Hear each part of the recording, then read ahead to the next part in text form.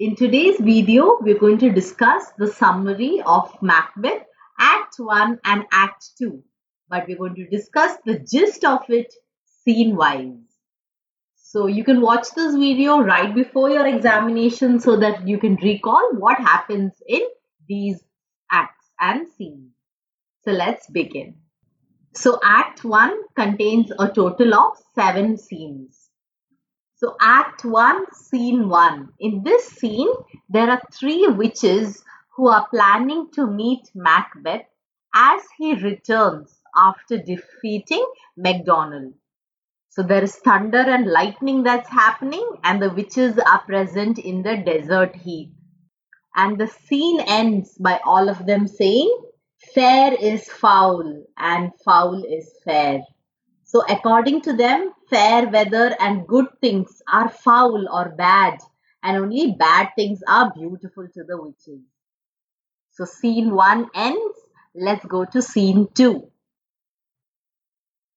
In scene 2, a wounded soldier informs King Duncan that Macbeth and Banquo have defeated and killed King MacDonald, and they have also defeated the Thane of Cawdor.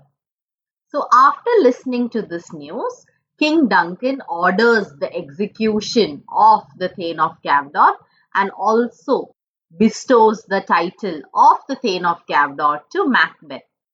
So this scene mainly contains the narration of the sergeant and the Thane of Ross talking about Macbeth's bravery and how powerful he was and how he won the battle.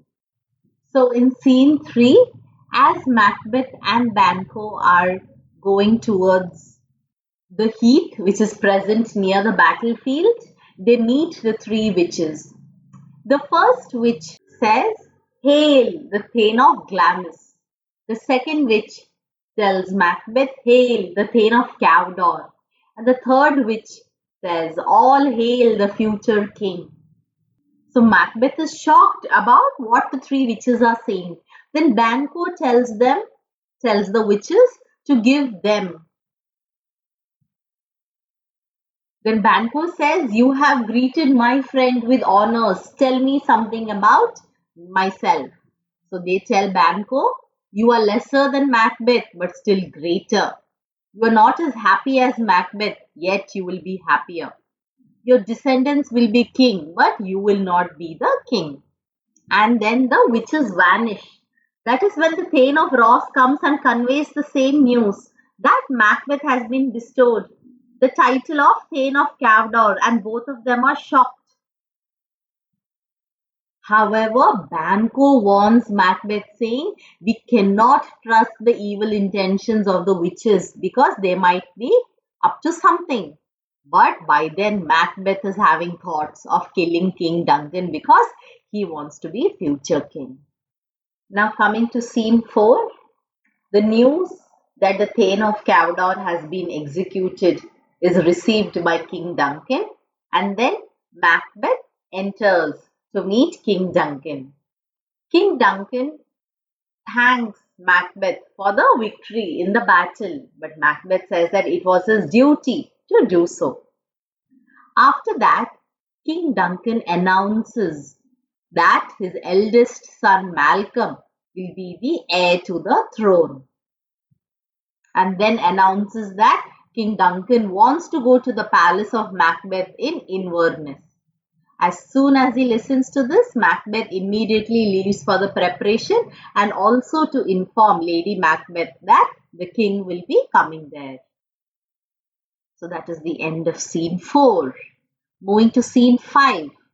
In the beginning of the scene, Lady Macbeth is seen reading Macbeth's letter where he conveys all the news right from the beginning where he met the witches to how it ended. He also tells about the prophecy of how he would be the future king.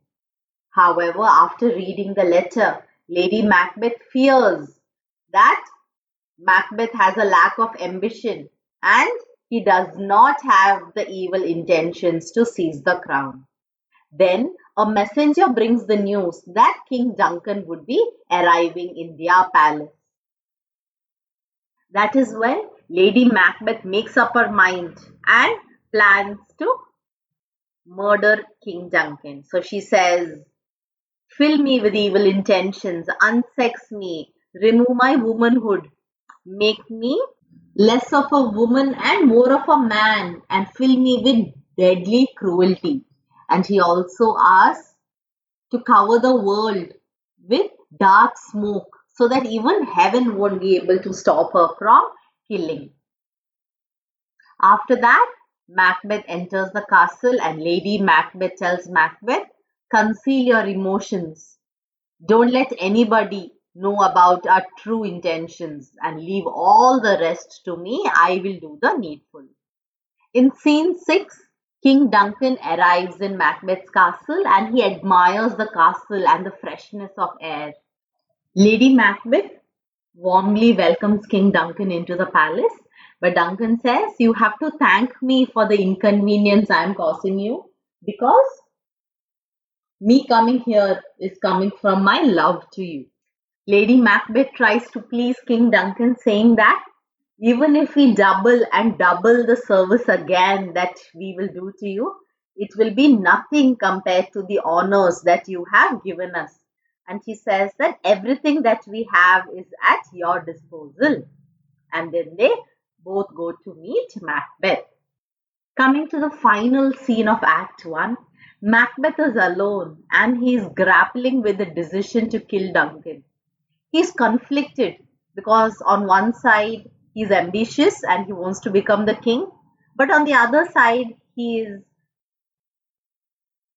aware that there would be consequences to his actions. Then finally, Macbeth decides against killing King Duncan. But Lady Macbeth gets furious. She questions his manhood and calls him a coward. And finally, she convinces him and she says that we would kill King Duncan and then we would frame the drunk servants that they had killed the king. Finally, Macbeth is convinced and the scene ends. Now, coming to Act 2, there are a total of 4 scenes in this act. In Act 2, Scene 1, in the beginning, we can see Banquo and Fleance, his son. They are walking in the dark. And when Banquo meets Macbeth, he tells him that he dreamt of the 3 witches and of them revealing some truth to Macbeth. But Macbeth says that he never thinks about the prophecy of the 3 witches and that whenever they get enough time, they will discuss it later. After some time, Macbeth has a vision of a dagger in air with the handle facing his side and blood is smeared on it. Even though he tries to grab it, he is unable to do so. Then he wonders if it is real or if it is an illusion that is created in his mind. Then he says, maybe it is because of the murder that I'm about to do is making me think that I see one. Then he says, as the world sleeps, the old man murder is awakened, and he asks the ground to be silent so that his footsteps don't echo and nobody listens to his intentions. And then he goes to murder King Duncan. In Act 2, Scene 2, Lady Macbeth has already made all the servants drunk.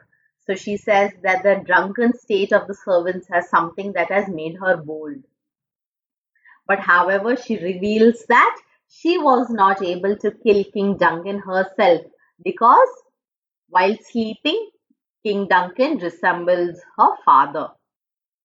Then Macbeth returns after killing King Duncan and he reveals that in between the Chamberlains, they woke up, they told their prayers and went back to sleep. However, he made a mistake that he brought the daggers back. And when Lady Macbeth asks him to go back, he says that he's not brave enough to go and see that sight again. So she decides to take it back. And she tells him that a little water will wipe off all the blood and that there is nothing to worry. But Macbeth says that even if he dips his hand in the entire ocean, it will not wash off the blood and it will turn the ocean red.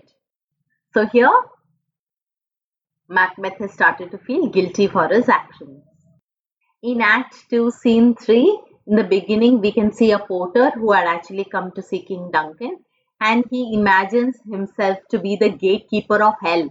So he thinks about various scenarios where he is letting in people into hell for whoever has committed some form of injustice. Later, Macduff comes and inquires if King Duncan has woken up because he was asked to wake him up. And then he goes to wake up the king. In the meanwhile, Lennox describes that the night was filled with turmoil and he heard screams and grief, and that it was a difficult night.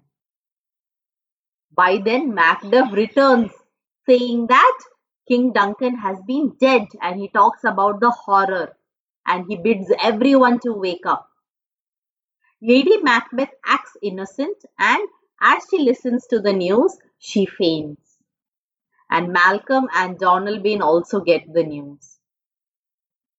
Then Macbeth slays the guards as he goes to see them when he saw their confused state. And finally, Malcolm and Donalbain says that they are in great danger from people who are close to them, and therefore they decide to flee. Coming to scene 4, in the beginning of the scene, there is an old man who talks about not seeing something so dreadful in his 70 years, where he has seen a lot of dreadful and dangerous things. And he says that last night was truly scary. Then Ross talks about strange occurrences where it was pitch dark as night even during daytime. That is when the old man says that he saw an owl killing a falcon. Then Ross narrates that King Duncan's horses were wild and they broke out of their stalls. Then the old man says he also heard that the horses ate each other. Then Macduff enters and says that they believe that the Chamberlains have killed the king and that they were bribed by the sons of King Duncan. And the suspicion is on the sons because they had fled. And that Macbeth has been crowned the king and it would be done in Scone. And that Ross would go for the coronation, whereas Macduff says that he would go to Fife. And he also expresses that they might not be as happy with the present king as much as they would be with the old king. And finally, the old man blesses them and they exit. So this is the end of Act 1 and 2. So within a span of 13 minutes, we are done with the summary of the scene. I hope you found this video useful. If you haven't subscribed, please do that right now. God bless. I'm praying for you.